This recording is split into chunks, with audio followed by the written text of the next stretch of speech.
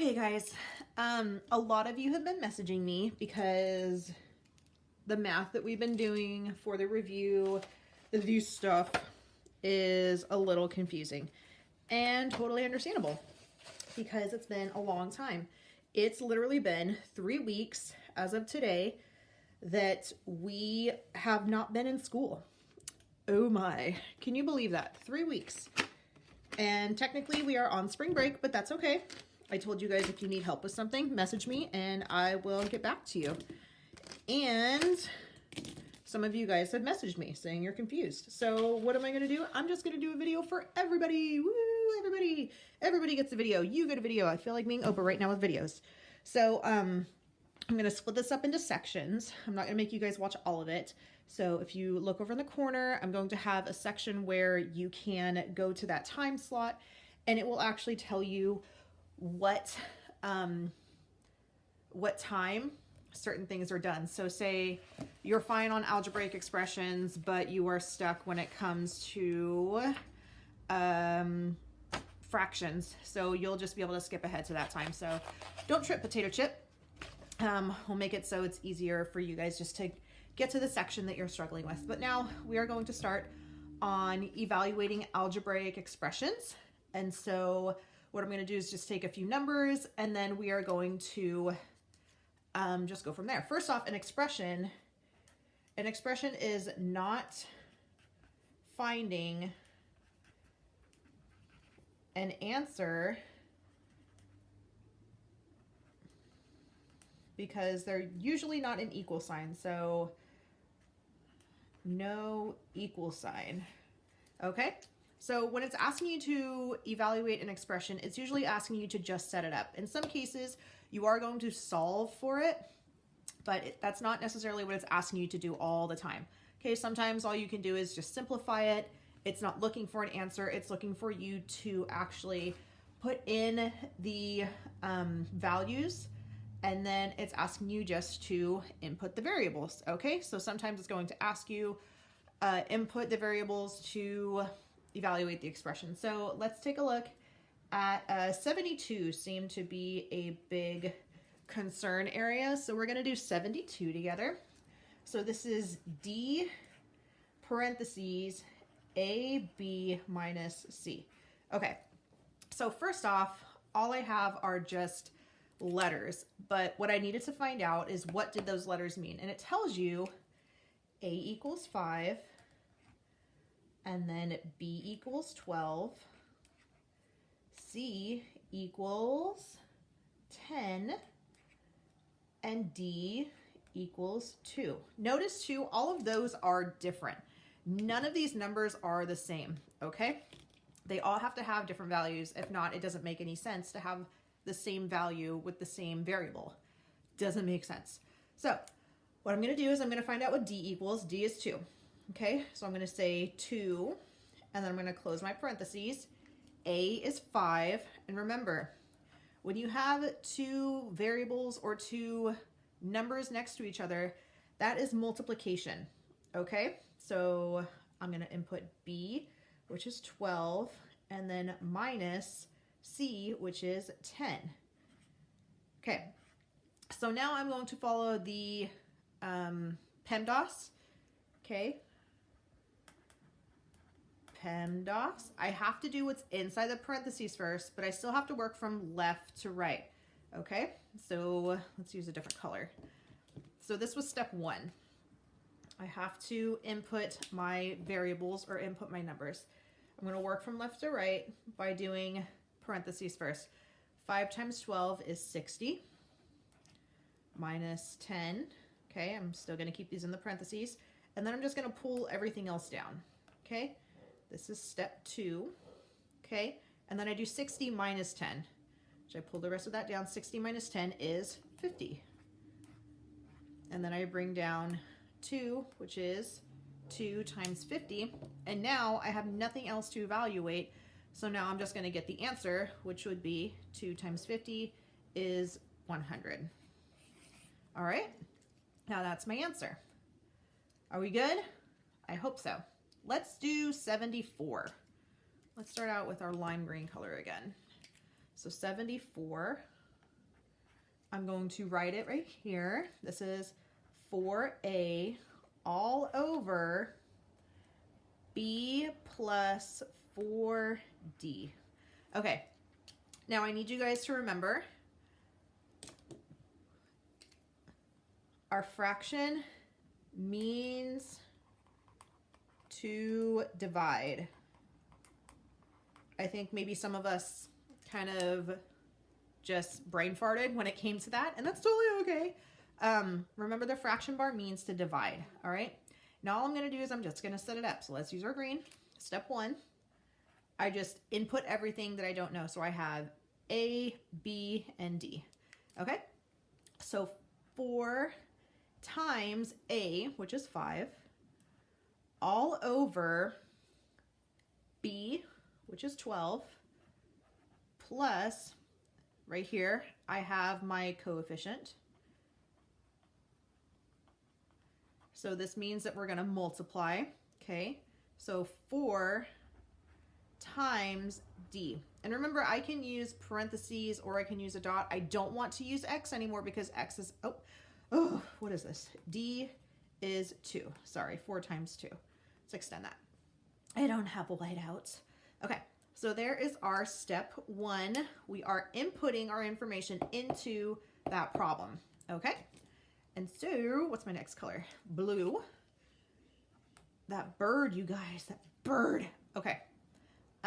This, I really need to figure out what the top and bottom equal before I actually go on to the division part. So first off, I want to do 4 times 5, which is 20. Okay. And then I'm going to work on what's underneath here. So I'm going to do, what was that? I'm going to do my multiplication first, because remember PEMDAS. So I'm going to imagine I put these in parentheses. So 4 plus 2, I'm going to bring this 12 down. 12 plus 4 plus 2, which is 6. All right, and now I just need to figure that out, which is 20 over 18, okay? Here we have an improper fraction. Oh my gosh, everything is so loud. Okay, so when I do that, all I want to do is I just want to do the same thing again. I just want to divide, okay? Right now, this is improper. I want to turn it into a mixed number, all right? So when we do that, I just figure out how many times can 18 goes in 20, which is just 1. I subtract 18, that will give me 2. This is 2 over 18. Remember, this does not change. Okay, so when I do this, I have 1 and 2/18, but I can simplify by dividing by 2 on top and bottom, and then I will get 1 and 1/9. Okay, 1 and 1/9. There we go. So if you're still struggling, just let me know, because I really want to make sure that you guys get this. But for right now, let's move on. One-step equations. So these, I think you guys will get these really quick once we get going. So I'm not going to do a whole bunch. I'm going to do 1 addition, 1 subtraction, and 1 multiplication, and then 1 division, okay? And I'm just going to put those right there. And just so you guys know, these are coming straight out of your work. So if you just struggled, make sure that you're following along with this, okay? So let's use red. So let's do an addition one first. I'm trying to find, okay. So let's do number 83. Number 83 is A plus 24 equals 83. Okay, so I remember us having some struggles with this. So what I suggest you guys do is you just separate it. Remember when we kind of did that, where I just separated into sections? Okay, I'm also going to use a different color. Let's use that blue again. Okay, opposite colors. Okay, because this is an addition problem, I have to do inverse operation. So the opposites of addition. And remember, I have to do it with the side that has the variable. If I subtract 83 from 24, it's not going to make sense. I have to find out something plus 24 equals 83. So to do that, I subtract 24 from both sides, because whatever I do to one side, I have to do to the other. That should sound very repetitious because I said it all the time. Okay, 24 minus 24 is 0, so I can just cancel those out. And then I do 83 minus 24. Okay, I'm going to bring down my variable. A is going to equal something. Okay, so let's use green. I can't do 3 minus 4, so I'm going to borrow. This turns into a 7. This is 9, and 7 minus 2 is 5. So this is telling me A equals 59. Let's do 59 plus 24. Does that equal 83? Let's check. 59 and 24. I add those together. This is 13. Okay, 5, 6, 7, 8. That checks out. That means A equals 89. And this is how you guys should be writing your answer. The variable equals whatever it's asking. Okay, now let's do a subtraction one. Let's do 81. I suggested 81 because one looks like it's the only subtraction one, and it flipped it. 5 equals F minus 8. Now, just because the answer for this equation is in front does not change the fact that I still have to do inverse operation. Okay, so again, I'm just going to split it into my sections so I know what is by itself. My variable is F, my answer I'm looking for is 5, and then I have to find out something minus 8 equals 5. Mentally, you could probably do it in your head, but let's just double check for the answer. So what I want to do is do inverse operation from the side that has the variable. So I'm going to add 8, and whatever I do to one side, I have to do to the other. Okay, now this is gone. I bring down my variable, which is F, and then 5 plus 8 equals 13. All right, so now let's check. Does 5 equal 13 minus 8? Well, 13 minus 8 is 5. I know that, so this is my answer. Okay, check. I double checked it. I made sure everything was good to go, and we're set. All right, now I think you guys had issues with maybe the multiplication division mostly. Oh, there was another one. There was 86. That was a subtraction with a fraction. Remember to line up your decimals. Maybe I'll do that at the end. Multiplication and division. Let's do a multiplication one. Let's do 88 because it's a fraction. Wait, and it's still technically multiplication. So 3/4 H equals 12. All right, so as strange as this looks, it's still technically going to be a division problem because 3/4 times H equals 12. So what I can do is I can do a couple things here. I can either divide by 3/4, which this would still cancel, and divide by 3/4. So when I do that, I'm going to set it up like this. 12 divided by 3/4. So when I do this, I need to turn the 12 into a fraction. So I do that over 1, and this is the infamous keep, change, flip. So it's kind of like two problems in one. I keep, I change, I flip. I keep the 12 over 1. Let's use a different color. 12 over 1 times 4 over 3. Now when I do this, 12 times 4, that will be 48 over 3. Okay, now I have an improper fraction. I have to figure that out. How many times can 3 go into 48? I'm sure some of you guys are doing it in your brain, which is totally cool, but I cannot at the moment. So I wanted to show you guys anyway. 48 over 3 equals 16. So there we go. Does my answer equal 16? Well, the other way I could have done this is I could have turned the 3/4 into a decimal, which would have been 0.75 H equals 12. All right. So now I figured out H equals 16. So 0.75 times 16. Does that equal 12? Well, let's take out our calculator. I don't want you guys to see my password. I hid it last time in the thing, or I don't want you to see how many people don't call me. I'm just kidding. Okay. 0.75 times 16. What do we get? We get 12. Huzzah! All right. I just wanted to show you on the calculator because it's a calculator. It's not going to make a mistake unless I make a mistake, which I didn't. And the answer is 12. Kudos.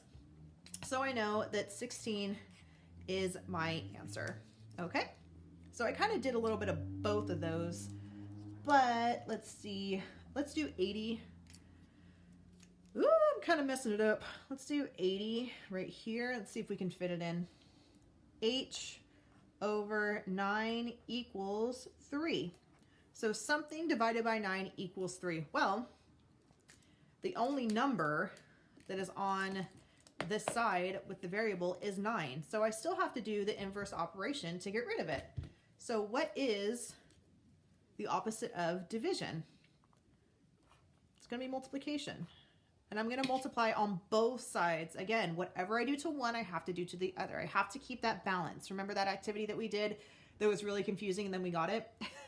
But we have to keep that balance. So I'm going to multiply by 9 and I'm going to multiply by 9.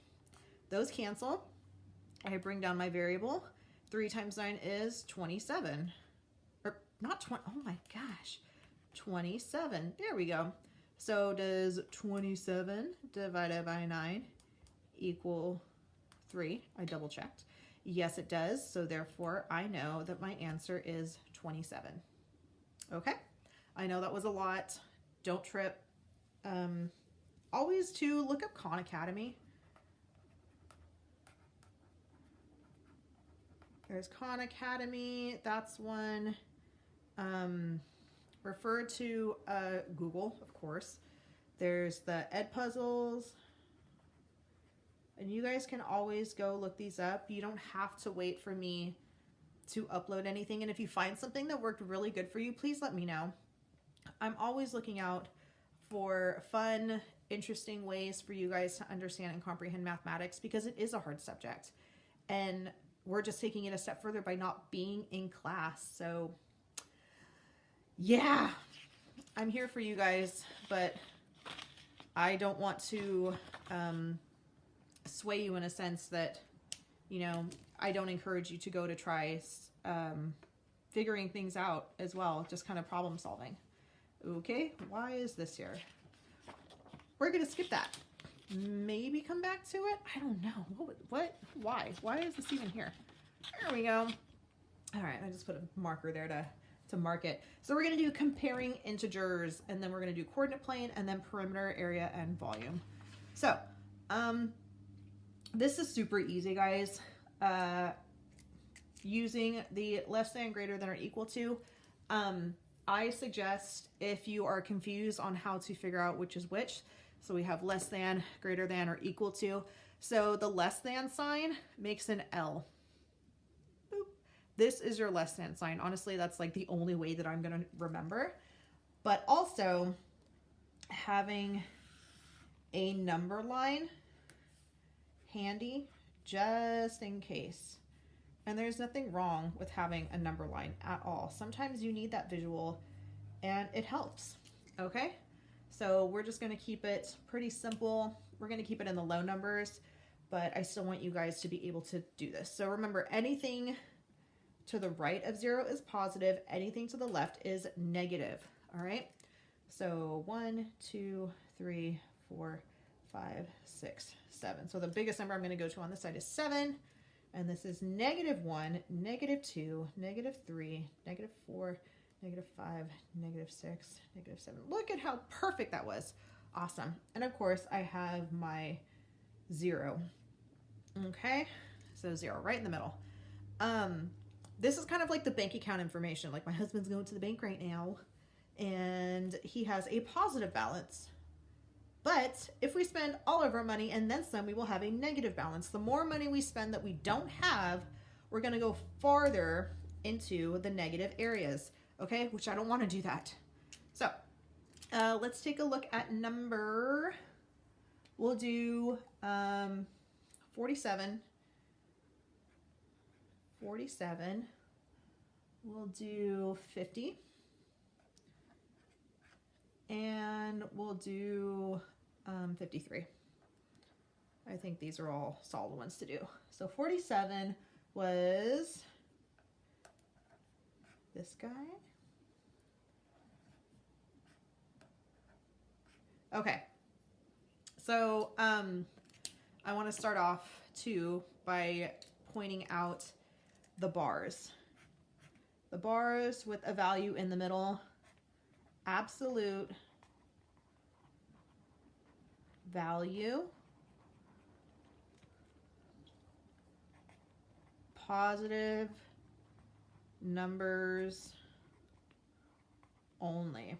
So I kind of made a joke about this. I was like, you know how people go to jail and they're supposed to come out positive?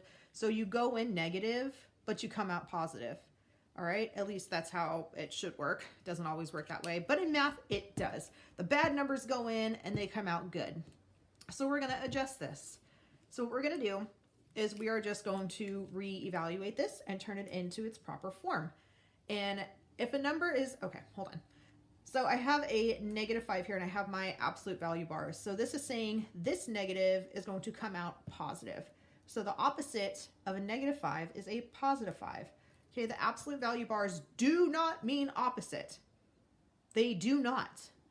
Absolute value means the positive, all right?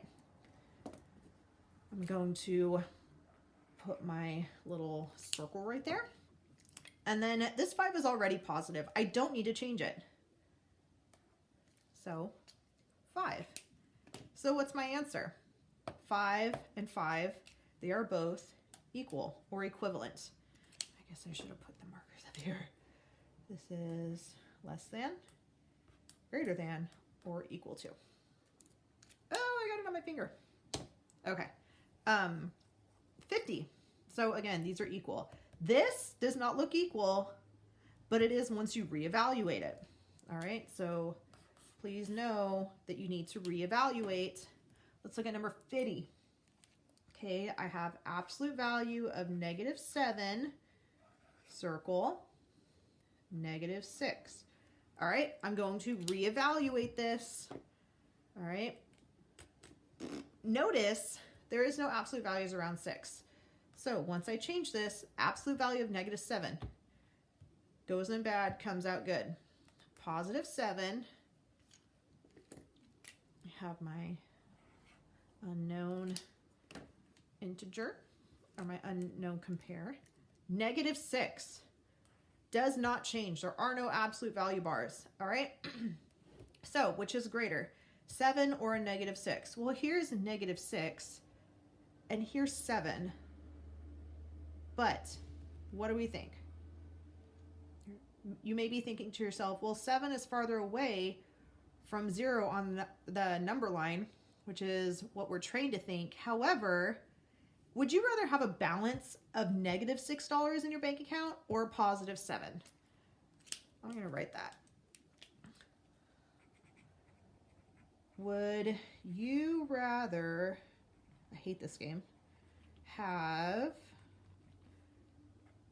+$7 or -$6 in your bank account?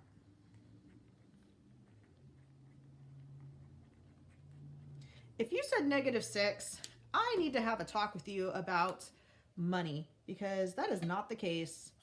You would rather have a balance of -$6? homie. Check yourself before you wreck yourself. Okay, so obviously I want a positive amount in my bank account. So therefore, it is greater than. 7 is greater than negative 6. Okay? You don't want negative. Anything negative is bad, which is why we're going to do 53. And that is 0. This is a 0. Unknown absolute value and negative 6. Okay, there are no absolute value bars. There is only a 0 balance or negative 6. Again, would you rather have no money or would you rather have a negative balance? Well, at this point, I've been here, both of these multiple times. I would rather have no money than a negative balance of $6. So in this case, the 0 is greater than 6. So think about it that way. I would rather have no money than owe $6, which is a negative 6. I don't want to owe anybody money. Okay? Does that make sense? My God, my hands are going to get all marked up. I would rather have $0 than owe anybody $6. Okay? Does that make sense? Awesome. Oh, I saw another one we should do. 51, really fast. Negative 17, unknown, and negative 14. Okay. So you're thinking, well, Miss Ridenauer, these are both negatives. So how do I know which one is greater? Well, with these, it's kind of funny, but still thinking about the money situation. Would you rather owe somebody $17 or $14? In reality, you don't want to owe anybody any money, right?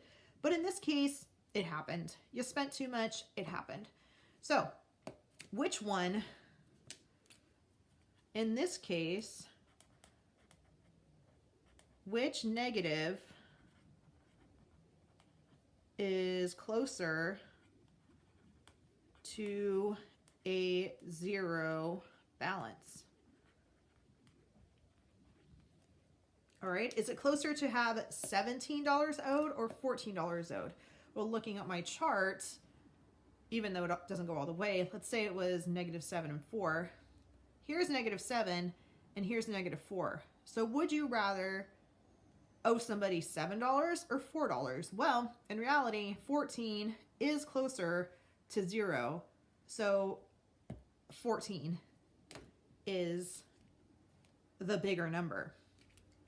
Yes, negative 14 is the bigger number because it is closer to 0. Negative 14 is closer to 0. All right? Negative 17 is farther away from 0, meaning it is less of that. You have less money if you owe somebody negative $17 as opposed to owing them $14. All right? If you're still confused, that's okay. Let me know. I'll help you out. Now we're on the coordinate plane. I'm pretty sure everybody got this. Pretty sure. Look at how beautiful those lines are. It looks like my marker is running out, but it's not. Okay. Let's do, wow, this is going to be kind of hard. 1, 2, 3, 4, 5. 1, 2, 3, 4, 5, 6. 2, 3, 4, 5, 6. 1, 2, 3, 4, 5, 6. Wow. 6. There. I evened it out. We're a level playing field. First off, I want to label my graph. So this is my coordinate plane, and I need to label my sections. Okay? Y flies high. This is also Y. Y goes up and down. Oh man, I messed it up. Y goes up and down. X goes across. Don't mess it up, don't mess it up, don't mess it up. I didn't mess it up. All right, X goes across, Y goes up and down. That is the most important thing that you need to know. All right, the next important thing that you need to know is you need to know which quadrant these go in. All right, so let's just start out with the easy one. This is my positive, positive. This one is, my X value is going to be positive, but my Y value is going to be negative. This quadrant, my Y value is negative, so is my X. This is negative, negative.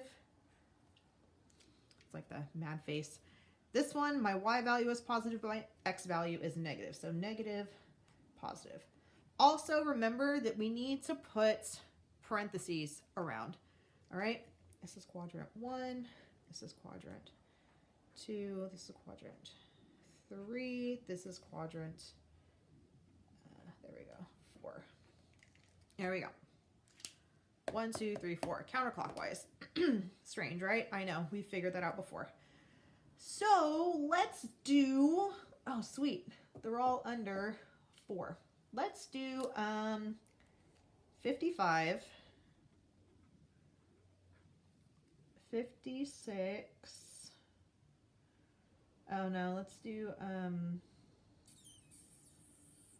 59. I don't want to do like all of them. 61 and 62. Wow, that's a lot. All right, so 55 is A, which is 2 and 4. Again, I'm putting parentheses around these. 59 is E, and that's -4, 1. 61 is G, which is -3 and -2. And then 62 is H. Oh, man. Oh, -2 and 3. I wanted to get one where the Y was negative. All right, we'll do, fine, we'll do 57 as well. Let's not do 62 then. We'll do 57 instead, which is C, and this is 1, oops, and a -1. Notice too how they're all separated by commas. I don't know if you guys have ever played the game Battleship. It's actually really entertaining.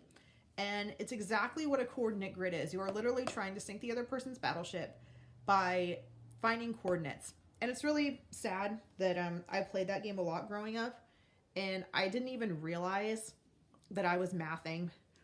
I was mathing while playing Battleship, trying to sink my friend's ship. I need some coffee. Oh. I'm trying not to make noise while I drink it, but you know. What time is it? All right. Coffee's all day. So let's look at 57. I have A, which is a +2 and a +4. Positive, positive.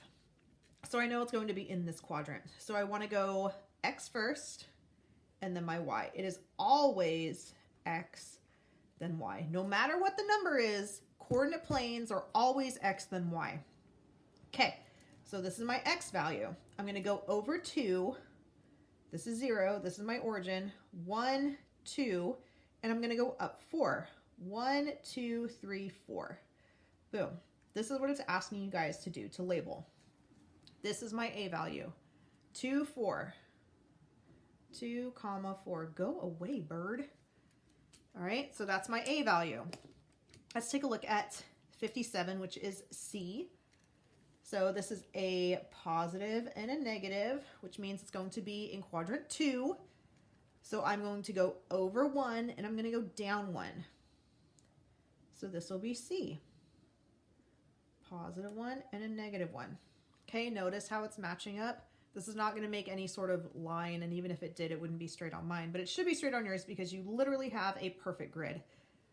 All right, let's take a look at 59. I have a negative and a positive. So I know it's going to be in quadrant 4. I'm going to go -4 first. 1, 2, 3, 4. Also, look how I'm going to the left of the negative, just like a regular number line, guys. Or sorry, left of the 0. So this is 1, 2, 3, 4. Okay, and I'm going to go up 1 to +1y. And this is E, which is -4, +1. There we go. And then 61. What color? Let's do red. is a negative and a negative. So I know that's going to be in quadrant 3. All right. X first, then Y. I'm going to go over 3. 1, 2, 3. I'm going to go down 2. 1, 2. Oh, I messed it up. Sort of. So this is G. Negative 3, negative 2. Boom. And you don't have to put the numbers like I did. I did that for you guys so that you can just follow along. Okay? So that's that. Just make sure that you remember the quadrants. If you guys can remember that this is positive and that these are negative, you're going to be fine. All right? You will have to know what quadrant numbers these are, though, eventually. So try to start sticking that in your mind. Moving on. Perimeter, area, and volume. So it has all of these on the paper, but let's just do a little reminding of what's what as we are doing this. Holy cow. I'm at 36 minutes. Okay, perimeter, area, and volume. Area of a rectangle equals length times width. All right, so this is the length and this is the width. Also, you need to remember the little tick marks. This means that these are even, okay? The area of a parallelogram, is area equals base times height. Okay, but what makes a parallelogram a parallelogram? There's a key word in there. First off, parallel. Okay, so this is base. And the key in finding the height is that right angle. Base times height. All right, and again, check it. They're still going to be parallel. This is the key thing to remember, though. You have to have that right angle to know the height. This is not the height. However, sometimes it may do this. This can also be the height. All right, either way, you can find the height. For a triangle, area equals 1/2 times base times height, same as a parallelogram, because, except for that 1/2, because a triangle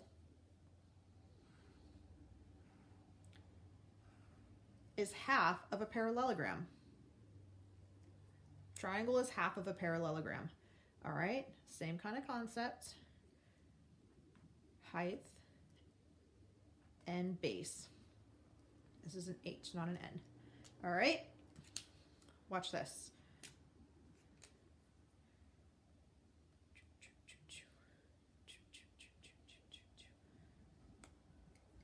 If that was actually like looking correct, if I did another triangle that looked exactly like that, this could still be the height. I'm just making a statement, okay? It's half of a parallelogram. I'm gonna put that right here. Half a parallelogram. Okay, half of a parallelogram. And finally, let's do it in blue. A trapezoid has a weird one. Area equals 1/2 times the height times base 1 plus base 2. All right. This one's the weird one. There are no equal sides usually. Oh, I messed up. But you still have to find the height. Here's our height. This is a base. Base 1. Base 2. Okay? Sometimes it'll have you find the height that way, or again, you can find the height this way. All right? There are still multiple ways to do that. So, it gives you an example for the perimeter and area. Let's see. Perimeter, why is it doing that? All right, I see what it did. Oh, it gave us a prism too. Do we have any rectangular prisms? Because I didn't write that down. Oh, it does. For volume. Volume of a rectangular prism is volume equals length times width times height. Let's,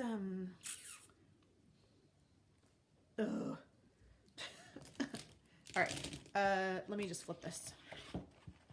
Oh, I lost my place right there. Oh, well. And let's do a rectangular prism.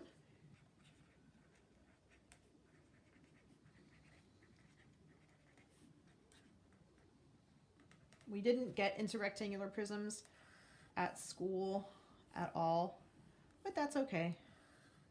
Because all it is, it's just 3D. And I'm sure you guys figured that out by now because you've done this already. Ha ha ha ha. So this is your 3D. All right. And it is, oh, I guess I shouldn't have drawn that just yet. But it is volume V equals length times width times height. Volume equals length times width times height. Okay, this is your length. This is your width. Okay, the only difference is you are measuring the width of it. So from the front to the back, and again, the height is the same concept. The length, the height, and the width. Okay, so width is distance from front to back.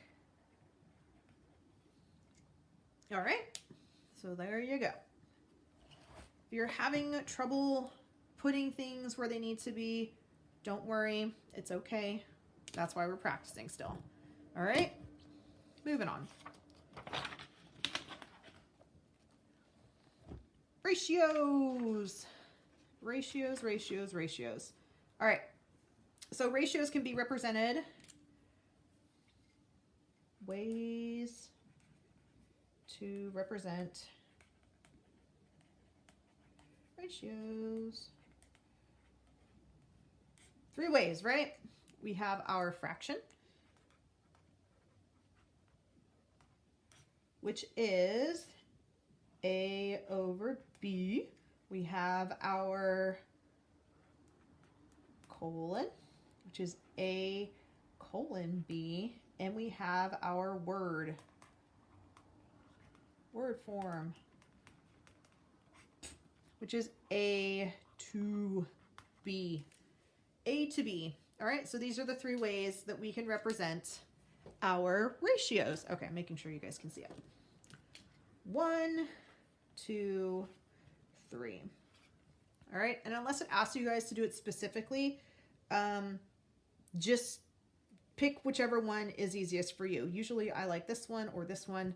The fraction one can kind of get confusing, but whatever works for you guys is fine with me. All right, so let's take a look at some of the ratios. Let's look at 29. And I'm not going to write out the whole thing, so just take a listen. A bank contains 15 pennies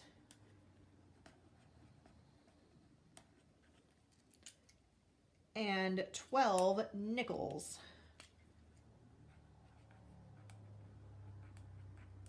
12 nickels.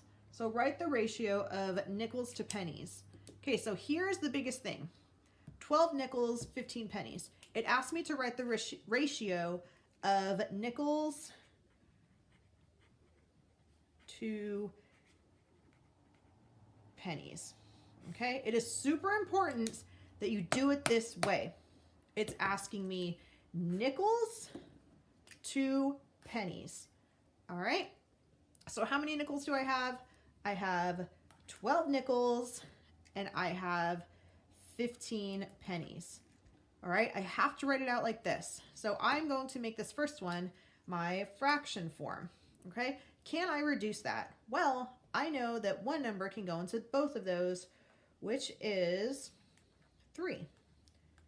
So my ratio of nickels to pennies is 12 divided by 3 is 4. Oops. Oop.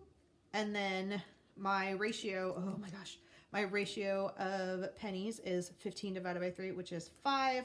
I cannot reduce that anymore, so therefore this is my answer. For every 4 nickels, I have 5 pennies. Okay? So this is going to be my final answer, so I'm going to use the other ways to write it using this number. Not these, my simplified version, okay? So this will be 4 colon 5. And the next one will be 4, 2, 5. Notice too, I did all the nickels first, then to pennies. If you mix it up, it's wrong. You have to put it in this order. Same order every time. Okay? Has to be in the same order every single time. If not, it's not going to make any sense. All right. There's only 2 of those, so I want to give you guys the option to do 30 on your own. So let's do next. Rates and unit rates. Close up my markers so they don't get all dried out. Okay, convert each rate to a unit rate. So the term for unit rate, what number always has to be on the bottom? We talked about this a lot. Unit rate means a number over 1. This is unit rate. Always has to be over 1, all right? The unit rate is the amount per. How many apples per bag? How many ounces per bottle? How many books per classroom? How many shoes per person, you know? So unit rate is per, all right? So a rate is a ratio that compares the quantities with something. All right, so we're compares quantities, entities with something. Okay, so how many miles will you travel in 1 hour? How many animals did you see, or sorry, how many miles will you travel in 45 minutes? Okay, let's not use the amount of 1. This is usually not 1, okay? This is just asking you to find the rate. So how much of something is in that quantity? Unit rate is the 1. That's the main focus there. All right, so let's take a look, and we'll do, let's do 32. 32. 32 is 297 miles on 11 gallons of gas. All right, all it's asking you to do is convert this rate into the unit rate. So in this case, I would say go with the fraction form. Remember, we have A over B, A colon B, or A to B. All right, in this case, it's easier to use the fraction. So my rate, this is my rate first, and then I'll convert it to unit rate. So my rate is going to be 297 miles on 11 gallons. Okay, so this is my rate right here. Now I need to convert to unit rate. So I need to find out what number am I going to divide to get 1 at the bottom. My unit rate is per. So how many miles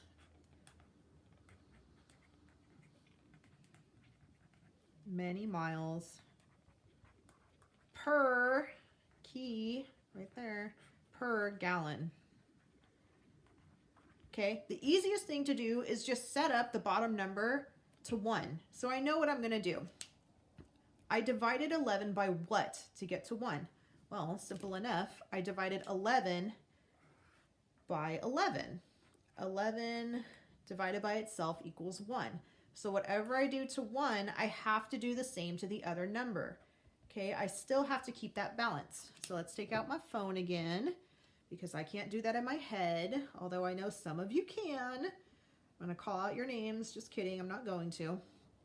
So 297 divided by 11. And that will give me 27. Trying to find a color. 27 miles per gallon. Okay, so that's my answer. 27 miles per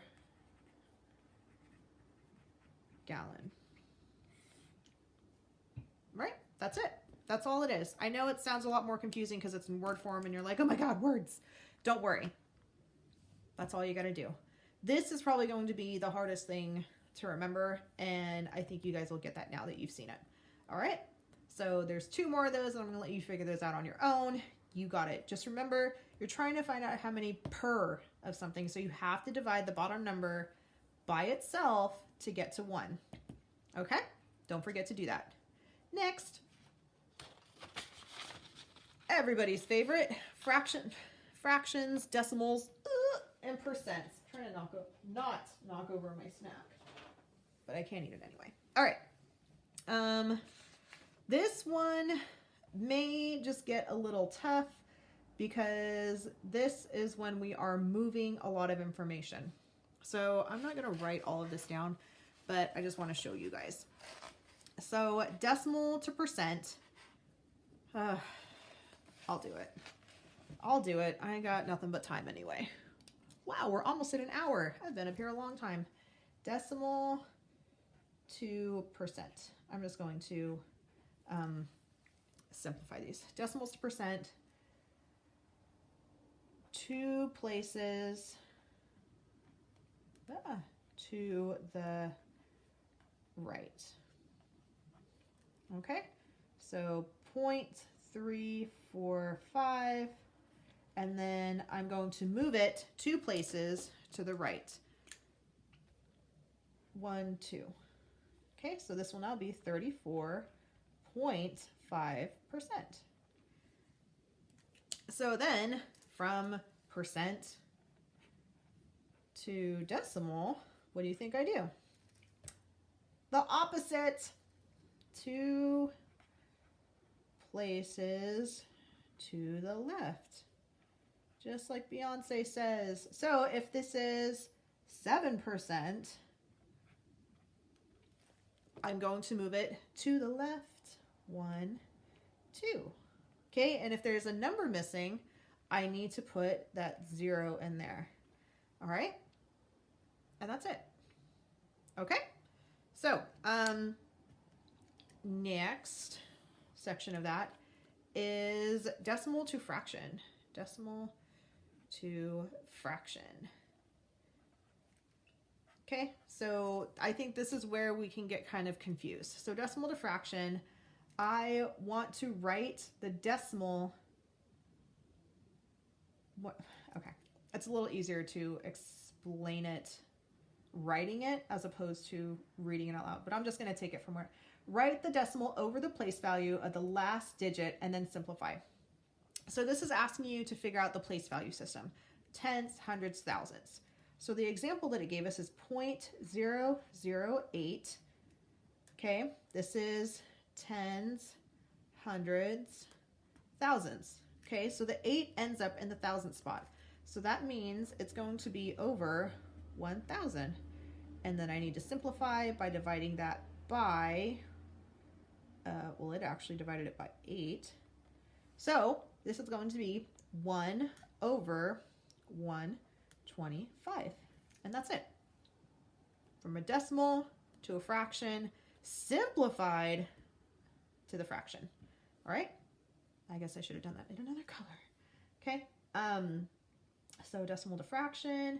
Then we have fraction to decimal, this example, it gives us divide the numbers or the numerator by the denominator. So this is 1/5, all right? And then what it's telling me to do, I'm going to do it in a different color. It's doing 5 divided by 1, all right? So, sorry, let me write that down. Numerator divided by denominator. Numerator, denominator. Numerator, denominator. All right? Remember, the dog stays on the outside. Dog stays on the outside of the house. I cannot, however, divide 5 into 1, so I need to add my decimal, and I add a 0. But can 5 go into 10? It sure can.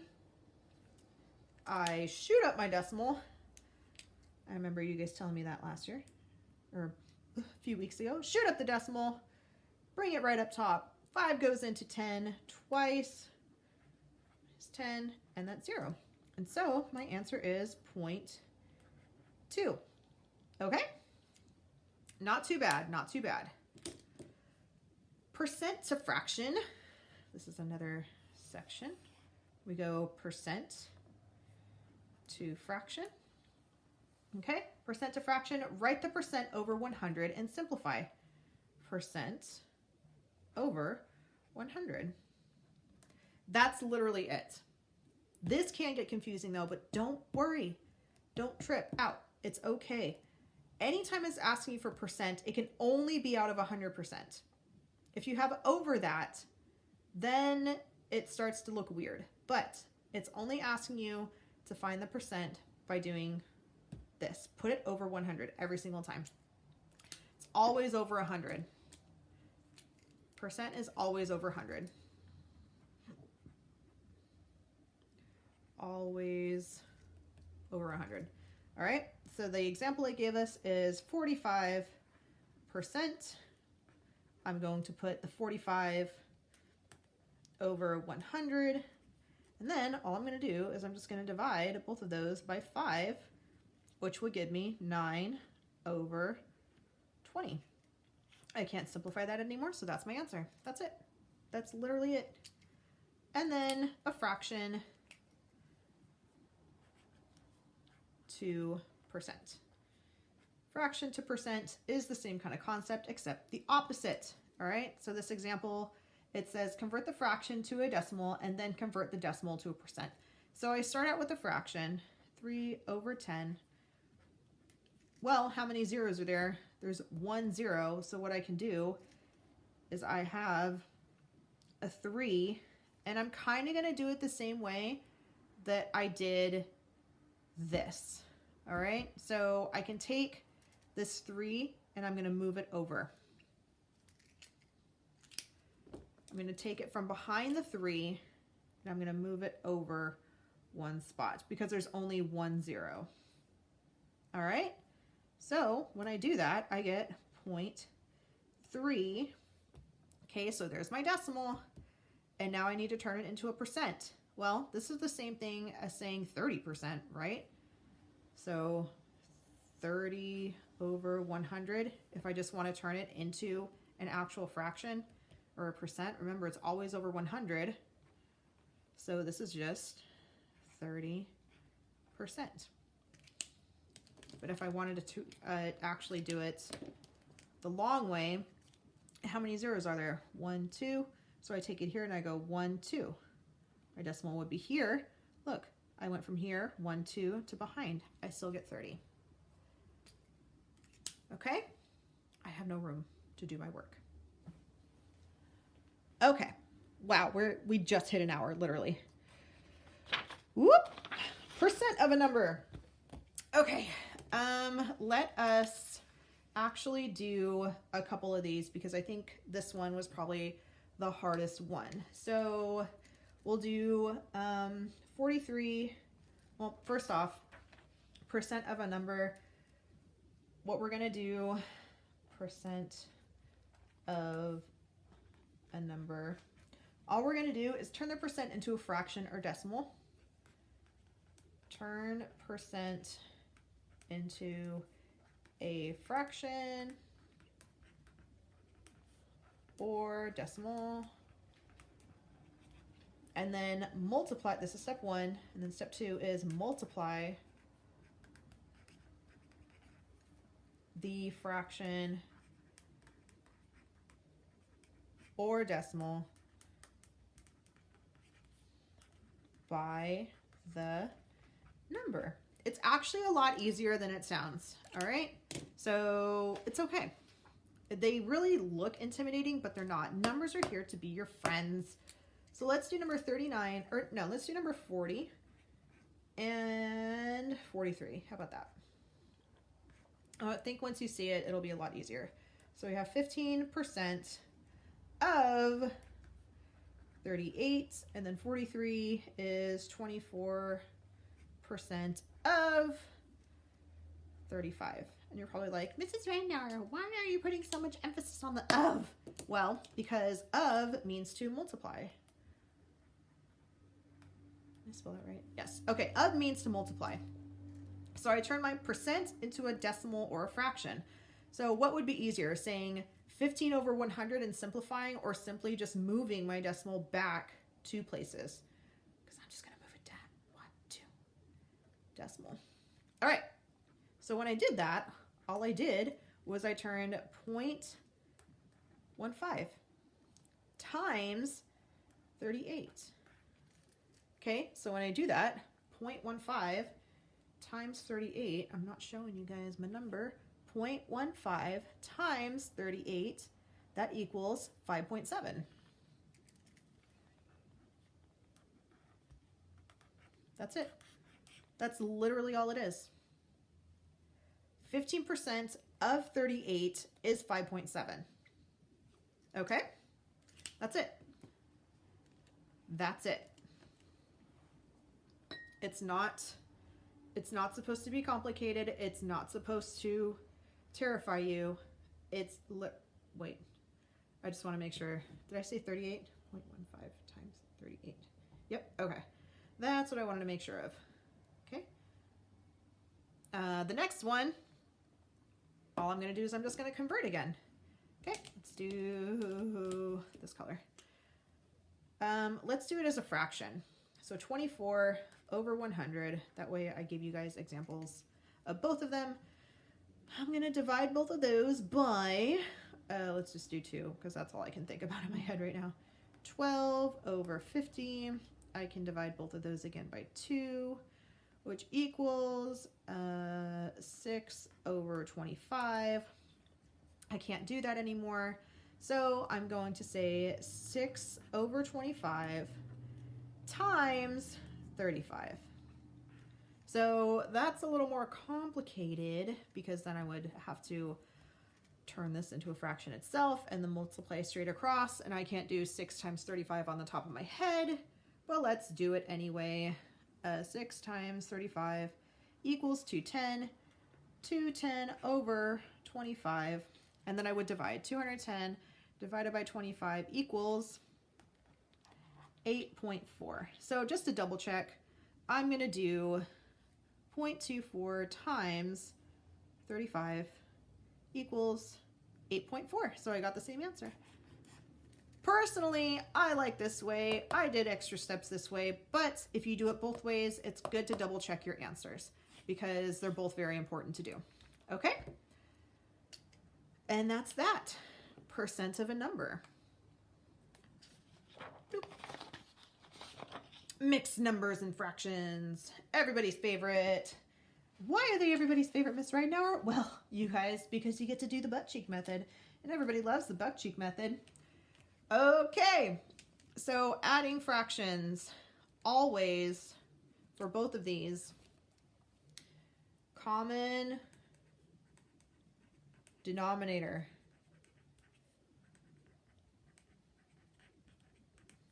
Common denominator. Every single time. All right, it's still recording. Common denominator. Every single time. All right, I cannot stress to you enough.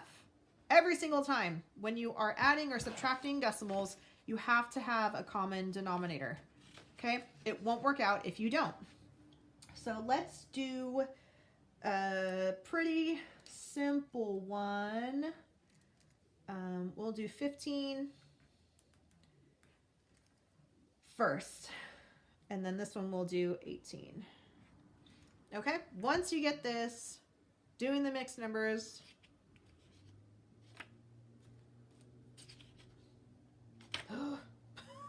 dang it.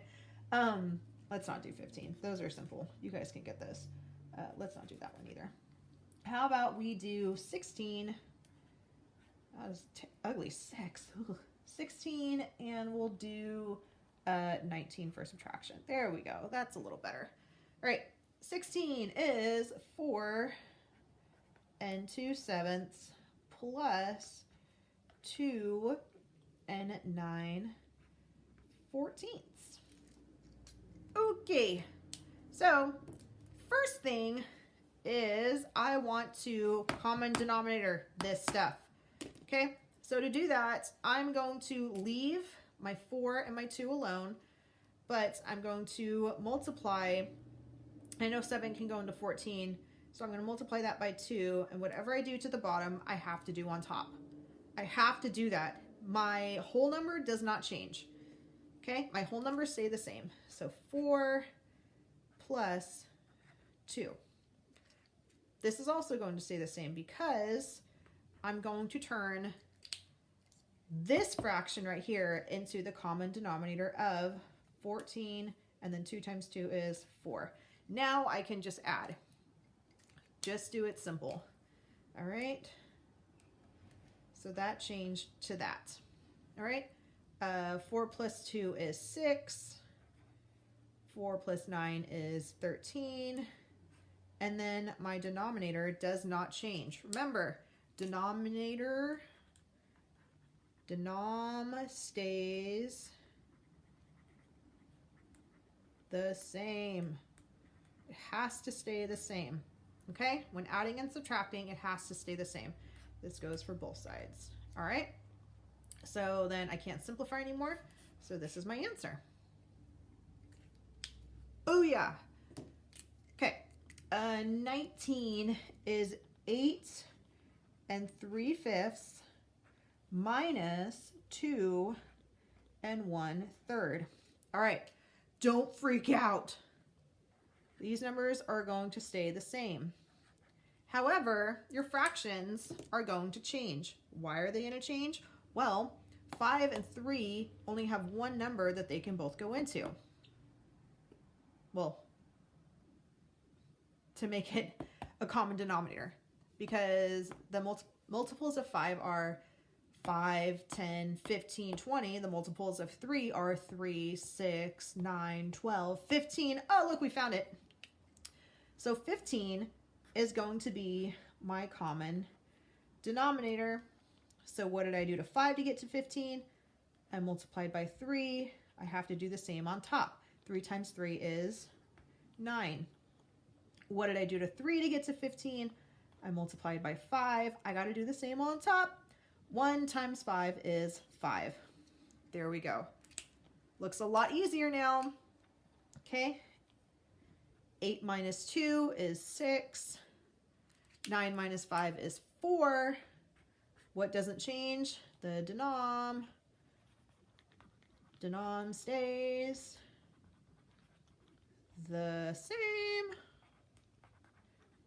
I like my high octave, which is 15. Can I simplify that anymore? No, I cannot. Therefore, I'm done. That's it. Ah! Throwing all my stuff.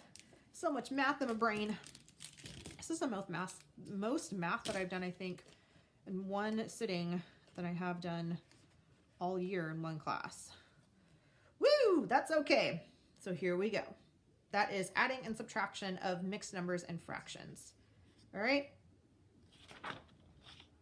Multiplying and dividing. This is the fun one for you guys.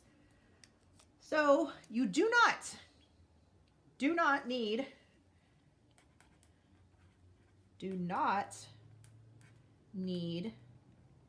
common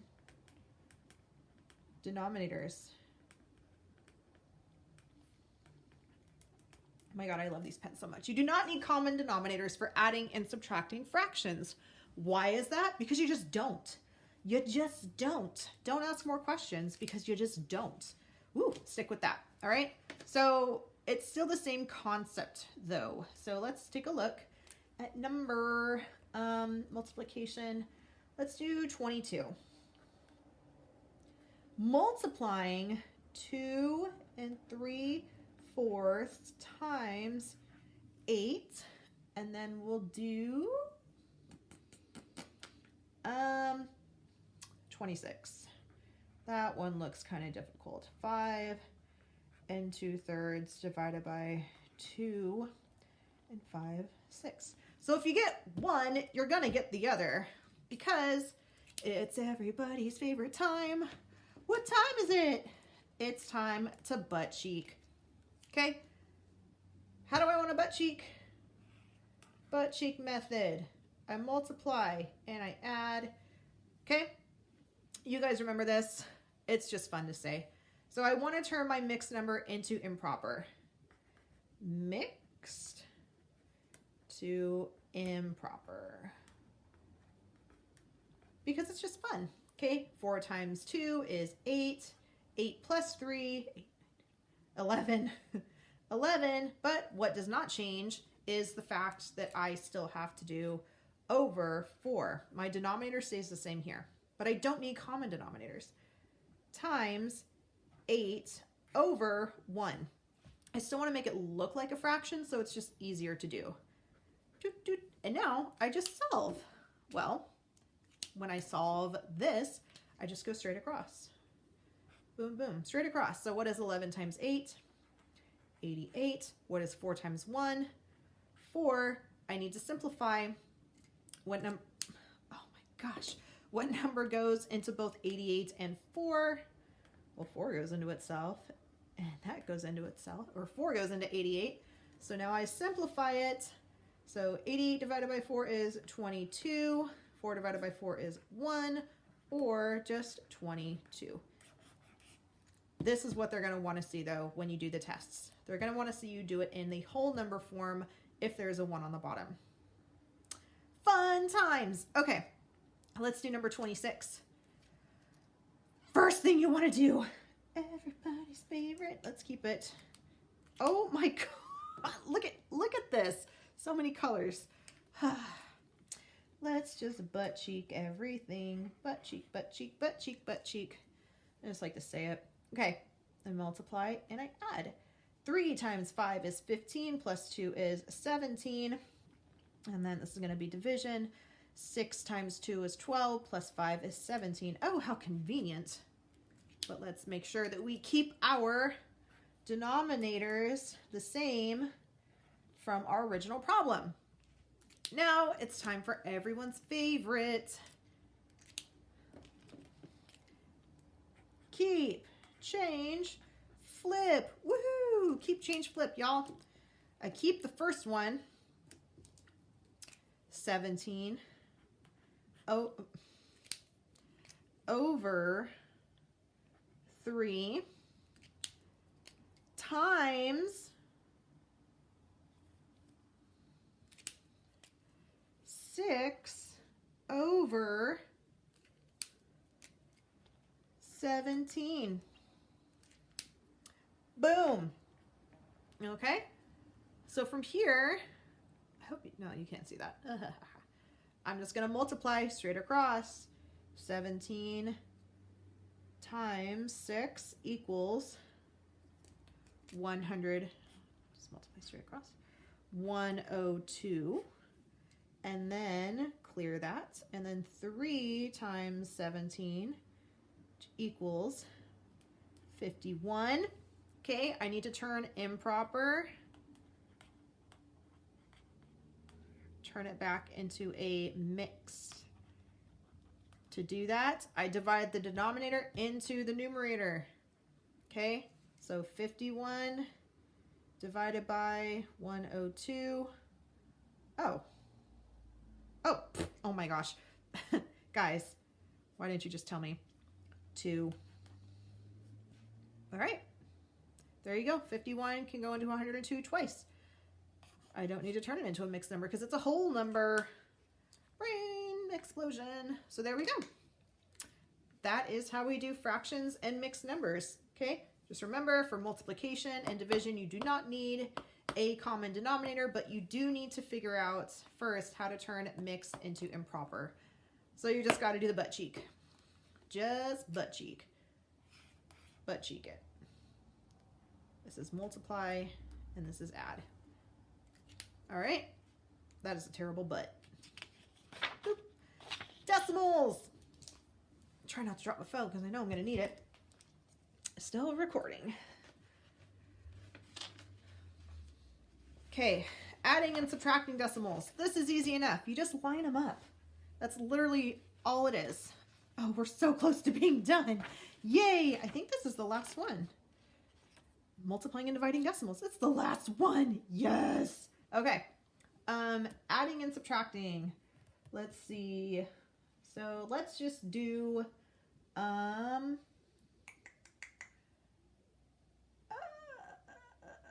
let's do 11, because I know that's probably where some of you guys are getting scared. And then subtraction, we'll just do an easy one. We'll do number 2. Okay, so for adding, this also has a little bit of multiplication. 3.9 plus 4.5 squared. All right, so first thing I'm going to do, because I want you guys to remember this, is I'm going to rewrite that part.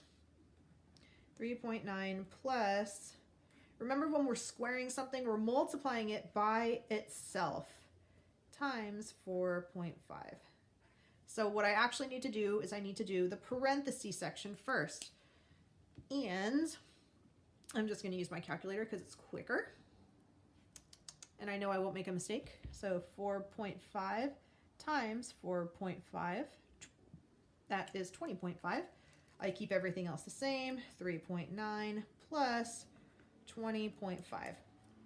Now comes the fun part, is I just line up my decimals.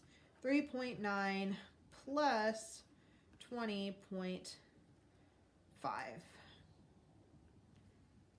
Wait, 20.25. Y'all. 25. Let me just rewrite that. 3.9. Why did it go away? Okay, there we go. Plus 20.25. Okay, there we go. Oh, sorry, I caught myself. And if there's a number that's just by itself, like this 9 doesn't have anything behind it, if you add a 0, it doesn't change the problem. It's still the same. All right, so I'm adding, just keep it regular. The only thing, remember, make sure that your decimals line up. That's it. Your decimals just continuously line up. So 5 plus 0 is 5, 9 plus 2 is 11, I carry, 3 plus 1 is 4, and I bring down the 2. So your answer is 24.15. 24.15. That's it. Ta-da! I even did a little bit of multiplication with you guys. All right, so for subtraction, I said I do number 2. 224 minus 56.73. Okay, so same thing that I just did here. Like I said, if there's not a number, 224.00. Okay, you have to put the decimal after the whole number. If it is before, obviously it changes the whole concept of the problem. Okay, 56 minus 73. All right, so here we go. The fun part. I have to carry. This turns into a 9, and I carried that. That turns into a 3. All right, so now we'll just go from here. 10 minus 3 is 7.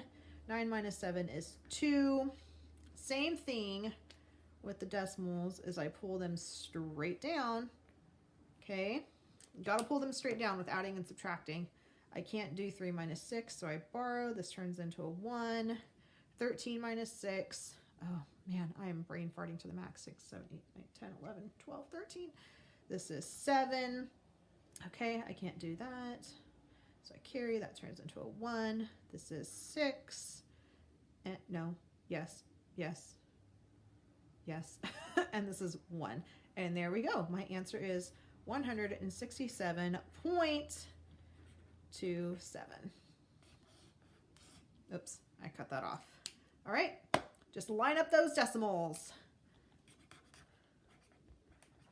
Line up those decimals.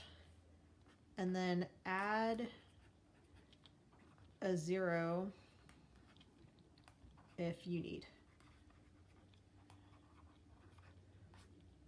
Don't be shy. Add that 0. It's there to be your friend. Next. Multiplying and dividing decimals. Huzzah! Multiplying and dividing decimals. So, let's see what number. Let's do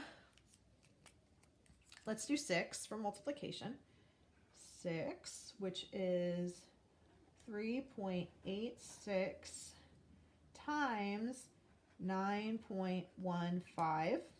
And then division, let's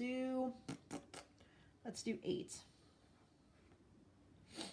8 is 46.3 divided by 1.5. Okie dokie. So a little trick with multiplication is I just ignore the decimals right off the bat. And then I come back to them. So what I'm going to do is show you 86 times 915. So with this though, I want to make a point and tell you right now in pink, because it's bright, decimals do not need to go away. Line up.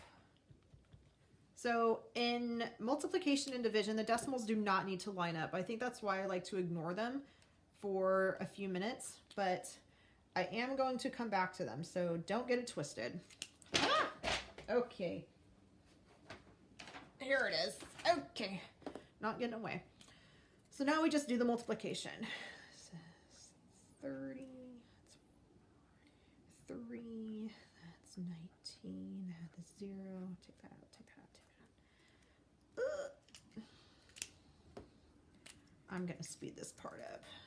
That is 6, that is 8, that is 3.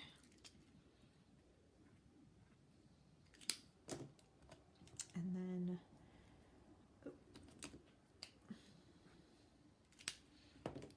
this is 54, 72, 77, 27, 34. Oh, that's a lot of numbers. Hey. 0, 9, 8, 9, 10, 11, 12, 21, 3, 6, 7, 6, 7, 8, 9, 10, 11, 12, 13, 1, 3, 4, 5, 3. Woo! Okay. That was a lot of numbers. So now I go back to here and then I take the number of numbers behind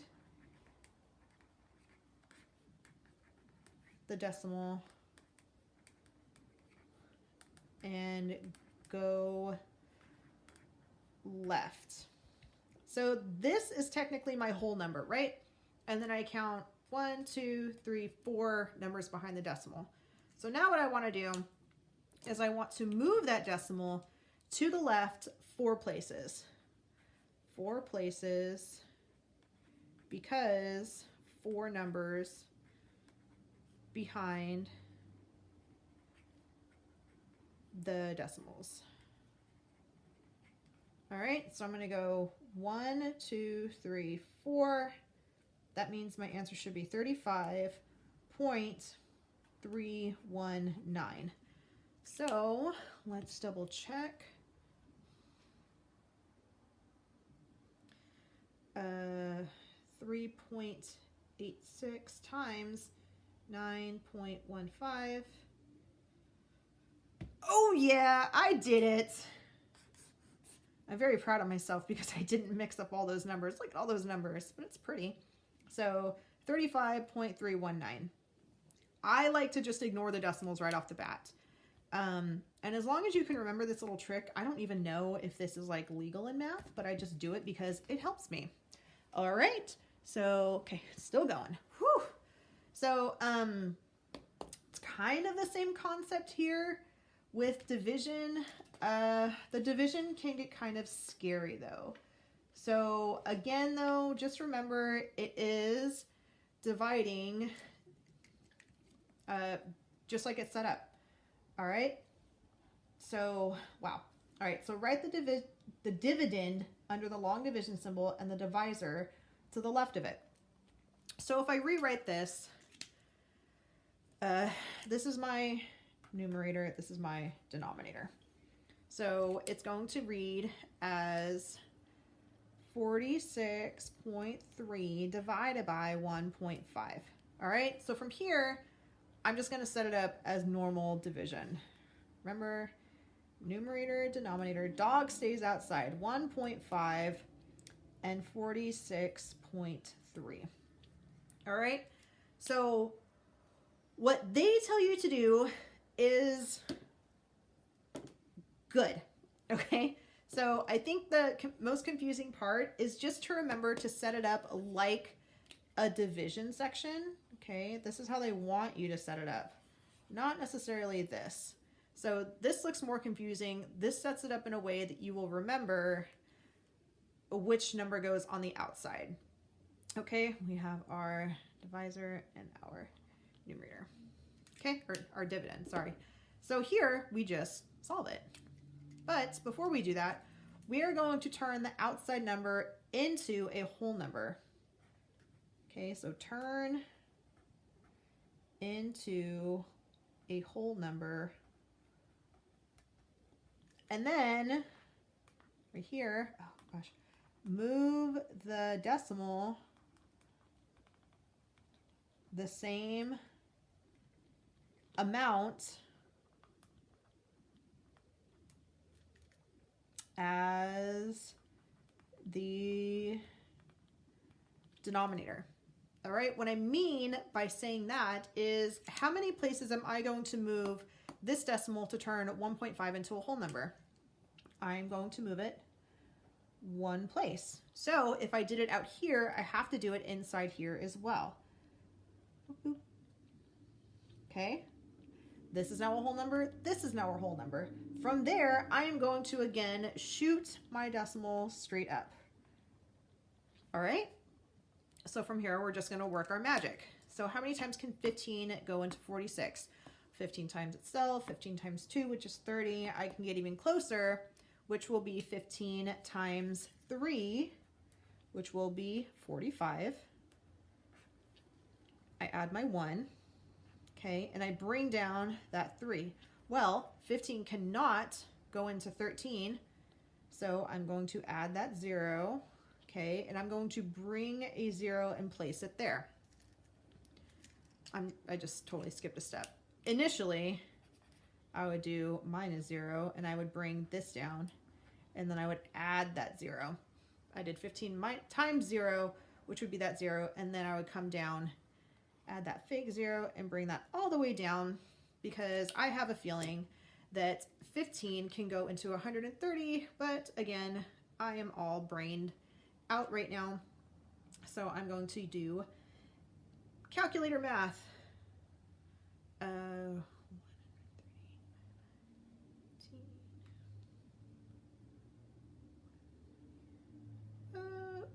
well, hold on.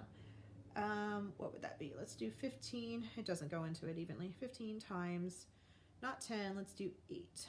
Okay, so 15 times 8, which would be 120. 120. Okay, this would be 10. And then I add a 0 because I can't do that. So I'm going to bring that 0 down. 15 can go into 100 approximately 7 times. What is it asking us to do? Is it asking us to round to the nearest anything? Nope, it just says evaluate. Okay, so that's what I'm gonna do. I'm just gonna keep going. So 15 times 7, which is 105. So that's gonna be 15 times 6, which is going to be 90 minus 90, which is going to be 10. Oh, I see a pattern forming. Okay, so then the 6 is going to continue. So there is my problem. The answer is 30.806. And let's double check that. I hope that's right, because that was a lot. Let's do 46.3 divided by 1.5. And where'd we goof? We goofed somewhere because it's 30.86. Oh, because I didn't have to put that 0. I apologize. So this should still be a 6. So it's 30.86. I knew it was going to happen. I knew it was going to happen somewhere, and it just happened to be on the most difficult one, 30.86. And this is going to continue. So there we go. There's my answer. It was inevitable. I knew that was going to happen. And so this is multiplying and dividing decimals. We're still going. All right, so multiplying and dividing. You don't have to worry about the decimals until the very end. You do have to worry about the decimals here, though. I think this one is going to be the one that really catches us and nips us in the bud. But I have faith in you guys and you'll get it. Oh, I thought that was a hair. Okay. This is the last one. Order of operations. Woohoo! PEMDAS. Super, super, super simple, guys. You can do this. I don't even have a problem for PEMDAS.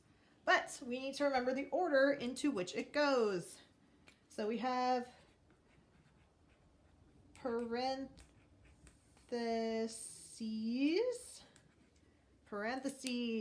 Then we have exponents. I guess I should put, and parentheses, guys, can be these or brackets. Brackets are another form of parentheses, and exponents, remember, x times x, or we can do y to the 6th, which is, oops, y times, why did I pick a big number? What's wrong with me? 1, 2, 3, 4, 5, 6. Yep. Okay. Y times 6. And then we have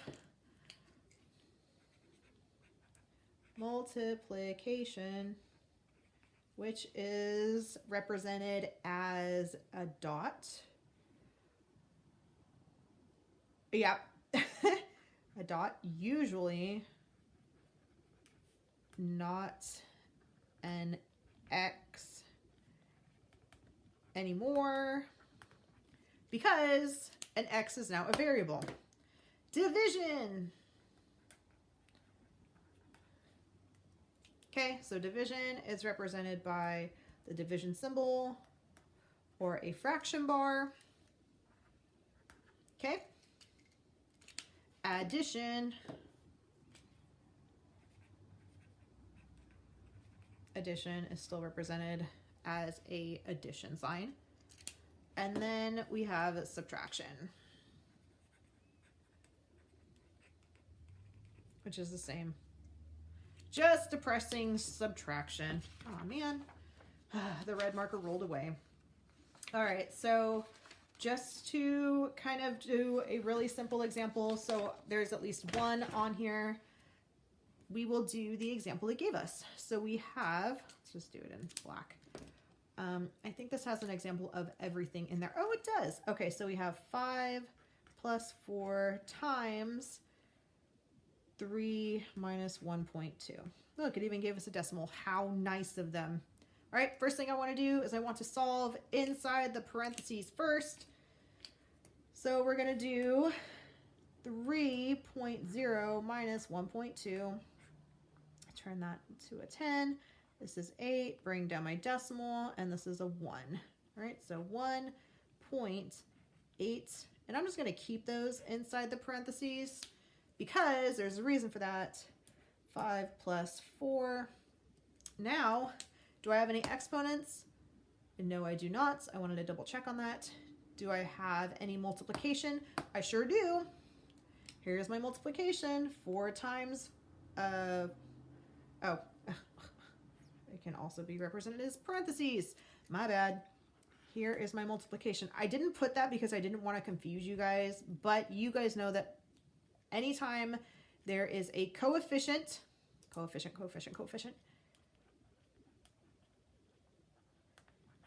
you want to represent it using parentheses. So 4 times 1.8 is 7.2.